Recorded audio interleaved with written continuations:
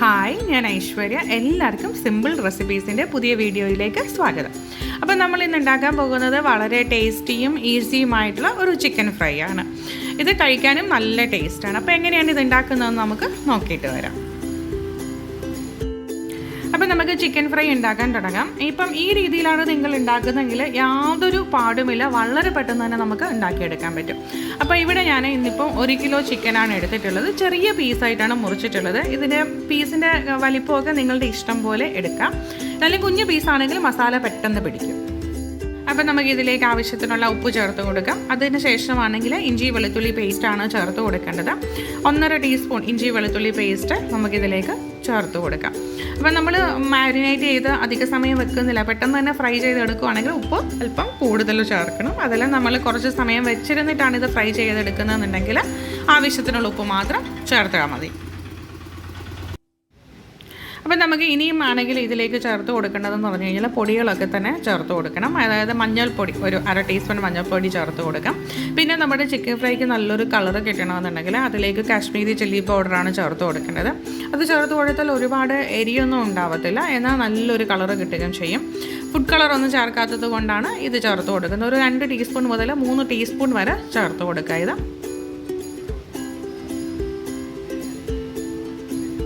കടയിൽ നിന്നൊക്കെ നമ്മൾ ചിക്കൻ ഫ്രൈ വാങ്ങിക്കുമ്പോൾ നല്ല കളറിലല്ലേ കിട്ടുന്നത്. നമ്മൾ വീട്ടിലുണ്ടാക്കി മാത്രമേ കളറില്ല എന്ന് പലരും പറയാറുണ്ട്. അപ്പോൾ അതിനൊരു ഓപ്ഷനായിട്ടാണ് നമ്മൾ കാശ്മീരി പൗഡർ ചേർത്ത് കൊടുക്കുന്നത്.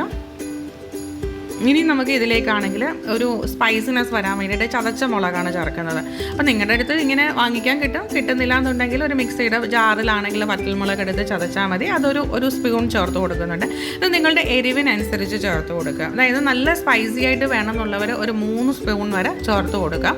പിന്നെ ഞാൻ ചേർത്ത് കൊടുക്കുന്നത് ഗരം മസാല പൗഡറാണ്, 1 ടീസ്പൂൺ ഗരം മസാല പൗഡർ. ഇനി നമുക്കിതിലേക്ക് ചേർത്ത് കൊടുക്കേണ്ട വിനീഗറാണ്. ഒരു 2 ടീസ്പൂൺ വിനീഗർ ഞാൻ ചേർത്ത് കൊടുക്കുന്നുണ്ട്. നിങ്ങളുടെ കയ്യിൽ വിനീഗർ ഇല്ലയെന്നുണ്ടെങ്കിൽ ഒരു നാരങ്ങയുടെ നീര് ചേർത്ത് കൊടുത്താൽ മതി. കുരു അതിലേക്ക് വീഴാതെ സൂക്ഷിക്കുക. ഇത് ഏത് വേണമെങ്കിലും നിങ്ങൾക്ക് ചേർത്ത് കൊടുക്കാവുന്നതാണ്. ഇനി അടുത്ത സ്റ്റെപ്പ് എന്ന് പറഞ്ഞാൽ നമ്മൾ ഈ മസാലയെല്ലാം നന്നായിട്ട് തേച്ച് പിടിപ്പിക്കലാണ്. അപ്പോൾ ഞാൻ ഇതിലേക്ക് നല്ല മുളക് പൊടി ചേർത്തിട്ടില്ല. നമുക്ക് ആദ്യം ഇതെല്ലാം ഒന്ന് തിരുമ്മി പിടിപ്പിച്ച ശേഷം മാത്രമാണ് ഞാൻ നല്ല മുളക് പൊടി ചേർത്ത് കൊടുക്കുന്നത്. പിന്നെ എരി കുറച്ചിട്ടാണ് ഞാൻ ഈ ചിക്കൻ ഫ്രൈ ചെയ്തിരിക്കുന്നത്. അപ്പം എരിയൊക്കെ എന്ന് പറഞ്ഞു കഴിഞ്ഞാൽ നിങ്ങളുടെ അനുസരിച്ച് ചേർത്ത് കൊടുക്കണം.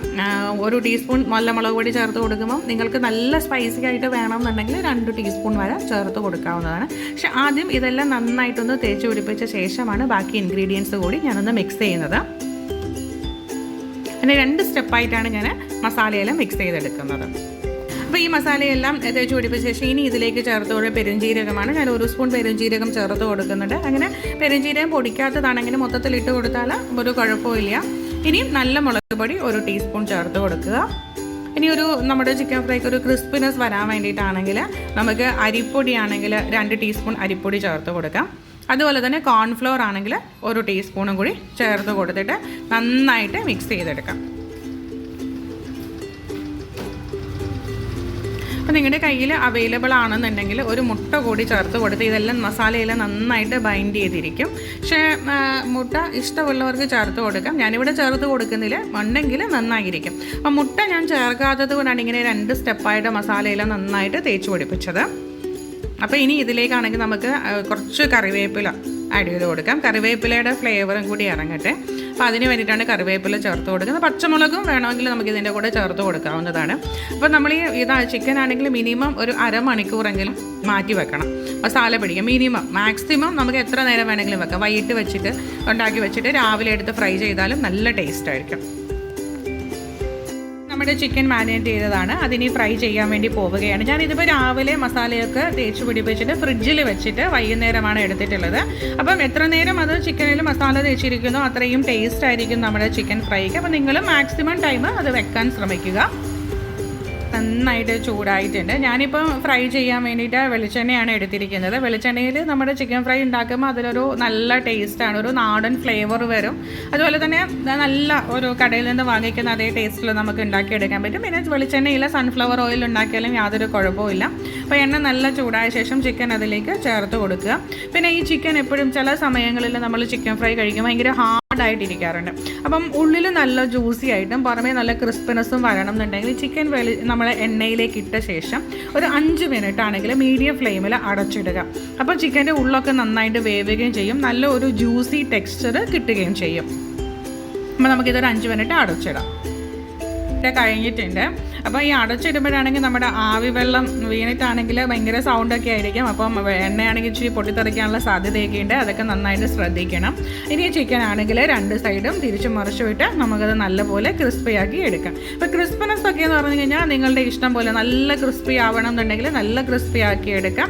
അതല്ല കുറച്ച് എന്താ പറയുന്നത് ക്രിസ്പിനെസ് മതി എന്നുണ്ടെങ്കിൽ ആ രീതിയിൽ എടുക്കാം. ഇങ്ങനെ തിരിച്ചു മറിച്ചു വിട്ട് നമ്മളത് ഫ്രൈ ചെയ്ത് എടുക്കണം. ചിക്കൻ ഇങ്ങനെ കണ്ടിന്യൂസ് തിരിച്ചു മറിച്ചു വിട്ടിട്ടാണെങ്കിൽ ഏകദേശം ഫ്രൈ ആയി എടുത്തിട്ടുണ്ട്.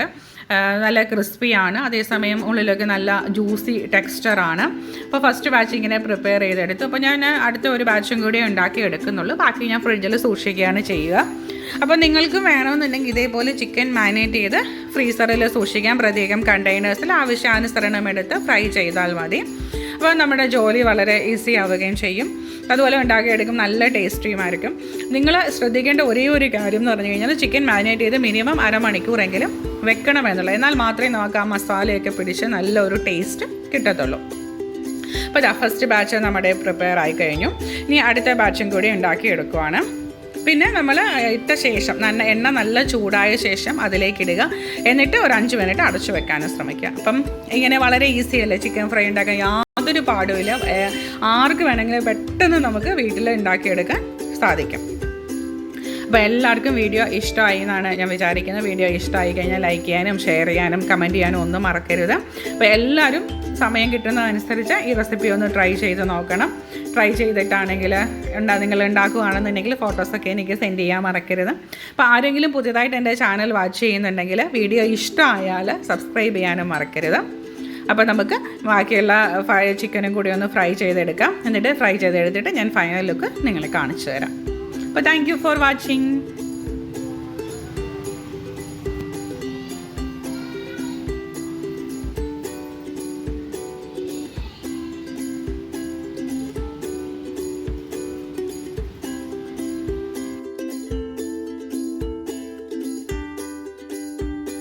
അപ്പോൾ അതാ നമ്മുടെ ചിക്കനൊക്കെ ഇവിടെ ഫ്രൈ ചെയ്തെടുത്തിട്ടുണ്ട്. ഞാൻ ഒരു പീസ് ടേസ്റ്റ് ചെയ്ത് നോക്കി, നല്ല ടേസ്റ്റ് ഉണ്ട്, പാകത്തിന് ഉപ്പും എരിയും ഒക്കെ ഉണ്ട്. അപ്പോൾ സ്പൈസിനെസ്സും പിന്നെ അതുപോലെ തന്നെ ഉപ്പിൻ്റെ ലെവലും ഒക്കെ നിങ്ങളുടെ ഇഷ്ടമനുസരിച്ച് ചേർത്ത് കൊടുക്കുക. അപ്പോൾ എല്ലാവരും ഇതുപോലെ ഒന്ന് ട്രൈ ചെയ്ത് നോക്കണം. നല്ല ക്രിസ്പിയാണ് ചിക്കൻ, എന്നാൽ ഉള്ളിൽ നല്ല ജ്യൂസിയുമാണ്. അപ്പം once again thank you for watching. ഇനി നമുക്ക് മറ്റൊരു വീഡിയോയിൽ കാണാം.